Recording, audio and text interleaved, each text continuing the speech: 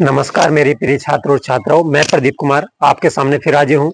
एक बार फिर लेकर के आया हूँ आपके लिए हिंदी की वर्णमाला की क्लास। सभी प्यारे बच्चे हमारे चैनल को सब्सक्राइब करें, लाइक करें और शेयर करें। तो प्यारे बच्चों, जहाँ से हमने कल क्लास एंड की थी, कल अचानक से ही फोन स्विच ऑफ हो गया था, जिसके कारण वो क्लास बीच में रुक गई थी। वहीं से हम अपनी क्लास स्टार्ट करेंगे। हमने कल आपको पढ़ाया था हिंदी में वर्णमाला की क्लास में आपको स्वर के बारे में बता रहे थे। स्वर के बारे में हम स्वर की क्लास हमारी चल रही थी। तो देखिए, बढ़ते हैं, कहाँ पढ़ते हैं हम थे स्वर के उच्चारण स्थान पर।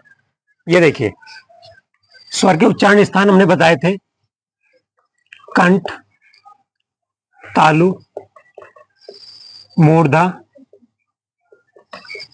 दंत, ओष्ठ। ये 5 स्थान होते हैं। और ये देखिए जरा, इनके बारे में हमने कल आपको बताया था। कंठ से उच्चारित होने वाले होते हैं ए और आ, तालु से ई और आई, मूर्धा से री, दंत से कोई भी स्वर उच्चारित नहीं होता है, और ओष्ठ से उच्चारित होता है उ और औ। ये हमारे जो स्वर हैं, ये हमारे टोटल 7 स्वर आपके सामने है। स्वर की संख्या टोटल होती है 11 संख्या होती है, जिनमें 7। ये देखिए, ये हमारे 7 स्वर हो गए हैं। इसके बाद हमारे पास 4 स्वर और बचते हैं। टोटल स्वर की संख्या 11 होती है, तो 4 के तो ये उच्चारण स्थान आपके सामने हो गए।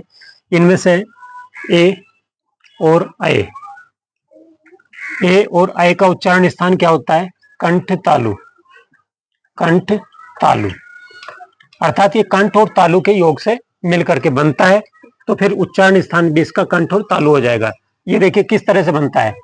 ए या आ प्लस ई या आई बराबर बनता है ए।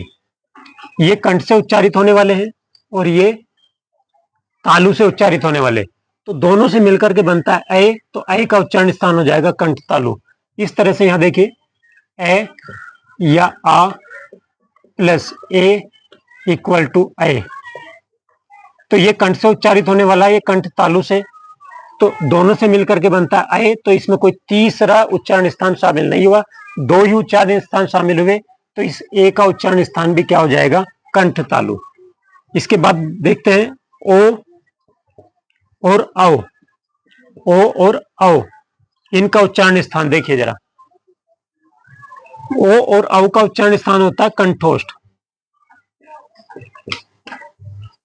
कंठोष्ठ, ओ और औ का उच्चारण स्थान होता है कंठोष्ठ। ये किस तरह से होता है? ए या आ प्लस उ या औ बराबर ओ। तो ये कंठ से उच्चारित होने वाले, ये कंठोष्ठ से उच्चारित होने वाले, ये कंठ से और ये ओष्ठ से, तो दोनों से मिलकर के कंठ और प्लस ओष्ठ इक्वल टू कंठोष्ठ। तो ओ का उच्चारण स्थान क्या हो जाता है? कंठोष्ठ। इसके बाद देखिए औ, ए या आ प्लस ओ इक्वल टू हो जाता है औ। तो ये कंठ से और ये कंठोष्ठ से, तो इसका उच्चारण स्थान भी क्या हो जाएगा? कंठोष्ठ। तो प्यारे बच्चों, ये हमारे उच्चारण स्थान होते हैं, स्वरों का उच्चारण स्थान। और यहां से ये दोनों सुपर इंपोर्टेंट होते हैं एग्जाम के लिए। यहां से क्वेश्चन एग्जामिनर आपसे पूछ लेता है। तो प्यारे बच्चों, इन उच्चारण स्थान में इनको तो अच्छी तरह से कंठस्थ याद रखना है, पर पता आपको इनका भी होना चाहिए। बढ़ते हैं आगे। उच्चारण स्थान हमारे समझ में आ गए होंगे। आप सभी से अनुरोध है, बिल्कुल ध्यान पूर्वक समझिए। अगर कहीं कोई प्रॉब्लम आपको दिखाई देती है या सुना, मतलब ऐसा लगता है कि कम समझ में आ रहा, तो आप कमेंट कर सकते हैं, उसको मैं अगली क्लास में आपको समझा सकता हूं, जो भी आपको प्रॉब्लम होती है समझने में। देखिए, बढ़ते हैं नेक्स्ट। इसके बाद आता है जिह्वा के अनुसार। जिह्वा के अनुसार, जिह्वा, जिह्वा के अनुसार, अनुसार स्वर के भेद। स्वर के भेद, स्वर के भेद होते हैं जिह्वा के अनुसार 3 कौन कौन से होते हैं? ये देखिए जरा। नंबर 1 है अग्रस्वर। अग्रस्वर, अग्रस्वर किन्हें कहते हैं? अग्रस्वर कहते हैं जो जीभ के अगले भाग से बोले जाते हैं। जीभ के अगले भाग से बोले जाने वाले स्वर अग्रस्वर कहलाते हैं। ये होते हैं ई, आई, री, ए, आई, ये होते हैं अग्र स्वर। इसके बाद आता है नंबर 2 मध्य स्वर। मध्य स्वर, मध्य स्वर कौन कौन से होते हैं या मध्य स्वर किन्हें कहते हैं? मध्य स्वर होते हैं जो स्वर जीभ के मध्य भाग से बोले जाते हैं, उनको मध्य स्वर कहे जाते हैं। ये देखिए, इनमें मध्य स्वर में आता केवल ए केवल एकमात्र ऐसा है जो मध्य स्वर है। इसके बाद आता है नंबर 3 पश्च स्वर। पश्च मीन्स पिछला, जो जीवा के पिछले भाग से उच्चारित होते हैं उनको बोलते हैं पश्च स्वर। ये देखिए, पश्च स्वर कौन कौन से होते हैं? उ, औ, ओ, औ, ये होते हैं पश्च स्वर। और एक होता है आ, ये जीभ के पिछले भाग से बोलते हैं। टोटल हमारे स्वर कितने होते हैं? 11। 1 2 3 4 5 6 7 8 9 10 11। ये हमारे स्वर जीवा के अनुसार 3 प्रकार के होते हैं। इसके बाद देखते हैं मुख के खुलने के अनुसार। मुख के खुलने के अनुसार आप सभी प्यारे बच्चों को देखिए समझ में आ गया होगा। कभी कभी केवल अग्रस्वर पूछ लेता है, कभी कभी केवल पश्च स्वर पूछ लेता है। ये पूछता है कि निम्न में से अग्रस्वर कौन सा है, या निम्न में से अग्रस्वर कौन सा नहीं है, या ये पूछ लेगा निम्न में से पश्च स्वर कौन सा है या पश्च स्वर कौन सा नहीं है, या मध्य स्वर कौन सा है। इस तरह से एग्जामिनर आपसे क्वेश्चन पुटअप करता है। इसके बाद बढ़ते हैं आगे। मुख के खुलने के अनुसार, मुख के खुलने के अनुसार, खुलने के अनुसार, मुख के खुलने के अनुसार स्वर के भेद, स्वर के भेद। मुख के खुलने के अनुसार स्वर के भेद होते हैं 4, जिनमें नंबर 1 है संवृत। संवृत स्वर, संवृत स्वर जो होंगे, संवृत स्वर किन्हें कहते हैं? जिन स्वरों के उच्चारण में हमारा मुख बहुत कम खुलता है उनको बोलते हैं संवृत स्वर। ये होते हैं हमारे ई, आई, री, उ, औ। इसके बाद आते हैं नंबर 2 अर्धसंवृत स्वर। अर्धसंवृत स्वर, अर्धसंवृत स्वर ये होते हैं, इनके बारे में जो अर्धसंवृत स्वर होते हैं वो संवृत स्वर से अधिक मुख खुलने पर बोलते हैं। अर्थात जिन स्वरों के उच्चारण में हमारा मुख संवृत से अधिक खुलता है, संवृत के बोलने से अधिक खुलता है, उसको बोलते हैं अर्धसंवृत स्वर। इसमें आ जाते हैं आपके ए और ओ, ये हो जाते हैं हमारे अर्धसंवृत स्वर। अब आता है नंबर 3 पर अर्धविवृत स्वर। अर्धविवृत, अर्धविवृत स्वर ये होते हैं हमारे, देखिए अर्धविवृत स्वर किन्हें कहते हैं? जिन स्वरों के उच्चारण में अर्धसंवृत से भी अधिक मुख खुलता है उन्हें बोलते हैं अर्धविवृत स्वर। ये होंगे ए और औ। एक होता है हमारा नंबर 4 विवृत स्वर। विवृत स्वर, विवृत स्वर किन्हें कहते हैं? जिन स्वरों के उच्चारण में हमारा मुख पूरा खुलता है, हमारा मुख पूरा खुलता है जिन स्वरों के उच्चारण में, उनको बोलते हैं विवृत स्वर। ये हो जाते हैं, ये केवल एक होता है आ। इस तरह से एग्जामिनर यहां से भी क्वेश्चन पूछ लेता है निम्न में से संवृत स्वर कौन सा है, अर्धसंवृत कौन सा है, अर्धविवृत स्वर कौन सा है और विवृत स्वर कौन सा है। ये भी पूछ लेगा अर्धविवृत स्वर कितने होते हैं, या अर्धसंवृत स्वर कितने होते हैं, या संवृत स्वर कितने होते हैं, या विवृत स्वर कितने होते हैं। इस तरह से भी एग्जामिनर आपसे क्वेश्चन पुटअप कर सकता है। अब देखिए, इन जीवा के अनुसार और मुख के खुलने के अनुसार इन दोनों को एक सारणी में रखते हैं, कभी कभी दोनों को एक साथ पूछ लेता है। ये देखिए,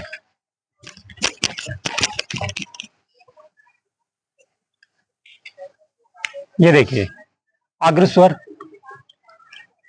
अग्रस्वर, मध्य स्वर, मध्य स्वर और पश्च स्वर, पश्च स्वर। ये देखिए जरा, संवृत, अर्धसंवृत, अर्धसंवृत, अर्धविवृत, अर्धविवृत, विव्रत। ये देखिए ये किस तरह के होते हैं। समृत स्वर, समृत स्वर में आते ई, आई और री, और अग्र स्वर भी कहेंगे इनको, समृत स्वर भी कहेंगे। और ये आता है उ और औ। ये हमारे समृत भी हो, समृत स्वर भी हो गए और पश्च स्वर भी हो गए। इसके बाद है ए और ओ। यहां जाता है ए, ए और औ। इसके बाद बचता है हमारा केवल विव्रत। विव्रत में आता है हमारा केवल एक स्वर, ये होता है आ। ये हो जाते हैं हमारे। यहां से क्वेश्चन किस किस तरह से पूछता है, आपसे पूछ लेगा पश्च विव्रत स्वर कौन सा है, तो पश्च विव्रत स्वर हो जाता है हमारा आ। आपसे पूछेगा अग्र समृत स्वर कौन सा है, तो अग्र समृत स्वर ये हो जाते हैं। जरूरी नहीं है कि तीनों ऑप्शन में मिले, तीनों में से एक मिल सकता है। अग्र समृत स्वर कौन सा है, पश्च समृत स्वर कौन सा है, पश्च अर्ध समृत स्वर कौन सा है, अग्र अर्ध समृत स्वर कौन सा। इस तरह से एग्जामिनर आपसे दोनों को एक साथ क्वेश्चन पूछ लेता है। देखिए ये हुआ मुख्य खुलने के अनुसार, जीवा के अनुसार। इसके बाद बढ़ते हैं आगे होठों की स्थिति के अनुसार।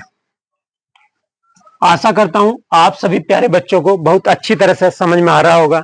इसी तरह से हम प्रतिदिन आपको एक नई क्लास लेकर के आएंगे जो आपके एग्जाम के लिए बहुत ही सुटेबल होगी। क्वेश्चन बचने नहीं देंगे, हमारा भी टारगेट है आपको सफलता दिलाना। इसीलिए हमने क्लास स्टार्ट की है एक कदम सफलता की ओर।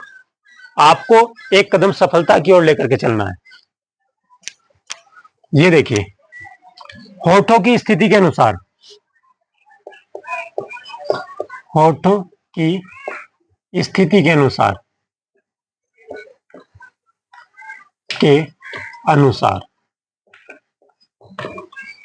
होठों की स्थिति के अनुसार स्वर के भेद, स्वर के भेद, होठों की स्थिति के अनुसार स्वर के भेद ये होते हैं दो, जिनमें नंबर एक होता है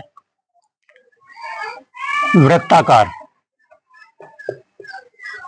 वृत्ताकार ये होते हैं उ, औ, ओ, औ।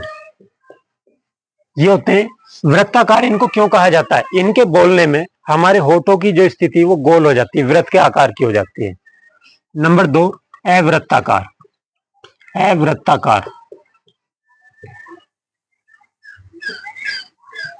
अवृत्ताकार, अवृत्ताकार किन्हें कहेंगे, जिन स्वरों के उच्चारण में या बोलने में हमारे होठ गोल न होते हो।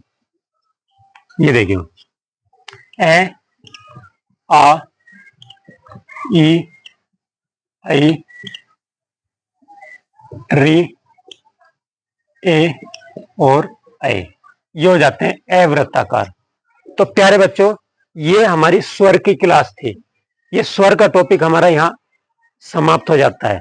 स्वर का टॉपिक आपको भली भांति समझ में आया होगा। इसमें से कोई क्वेश्चन, कोई पॉइंट आपको समझ में ना आया हो तो उसको कमेंट करना, उसको हम अगली क्लास में आपको समझा देंगे। तो ये देखिए इसके बाद बढ़ते हैं स्वर के बाद दूसरा पॉइंट होता है अयोगवाह का। तो स्वर के बाद अयोगवाह स्टार्ट करते हैं। अयोगवाह, अयोगवाह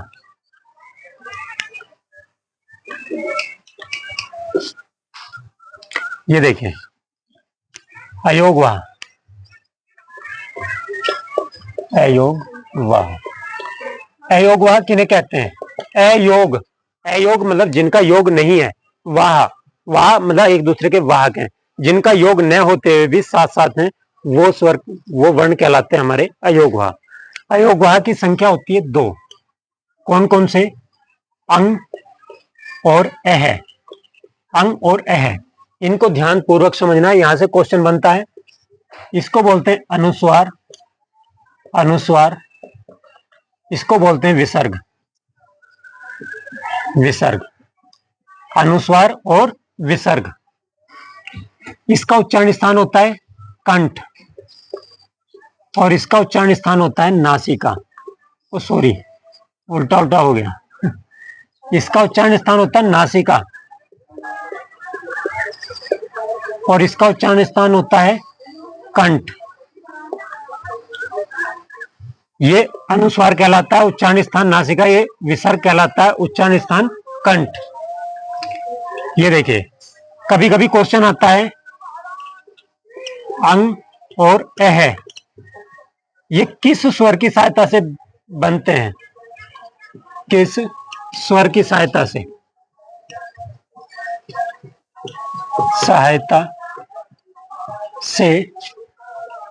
बनते हैं?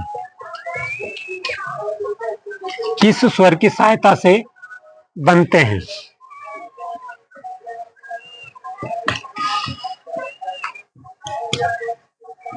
तो यहां इस क्वेश्चन के लिए आपको क्या देखना है? यहां भी ए नजर आ रहा है, यहां भी ए नजर आ रहा है, तो इसका आंसर क्या होगा?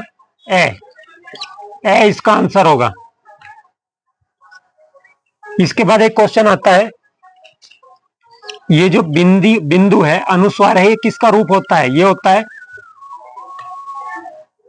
अणे, ये अणे, ने और मैं। इनके स्थान पर हमारा ये अनुस्वार काम करता है। एक होता है विसर्ग, ये किसके स्थान पर आता है? ये आता है के स्थान पर। आपने कभी देखा होगा प्रातः, प्रातः के पीछे विसर्ग लगा दे तो ये प्रातः बोलता है। और इन पंचमाक्षरों के स्थान पर अनुस्वार का प्रयोग होता है। तो प्यारे बच्चों, ये हमारा अयोगवहा। यहां से क्वेश्चन किस किस तरह से पूछ लिया जाता है कि जो वर्ण न तो स्वर है और न ही व्यंजन, या जिन वर्णों को न तो स्वर कह सकते हैं और न ही व्यंजन, उन्हें क्या कहते हैं? अयोगवहा। और ये क्वेश्चन ये आता है कि स्वर और व्यंजन के मध्यस्थ या बीच में कौन आते हैं? तो वो आते हैं अयोगवहा। तो प्यारे बच्चों, आज की क्लास में बस इतना ही। कल फिर मिलेंगे, बढ़ेंगे कदम सफलता की ओर। और आप सभी प्यारे बच्चों से अनुरोध है, आप चैनल को ज्यादा से ज्यादा सब्सक्राइब करें और वीडियो को अपने स्टेटस पर लगाएं, शेयर करें, लाइक करें और कमेंट करें। जय हिंद, जय भारत, धन्यवाद।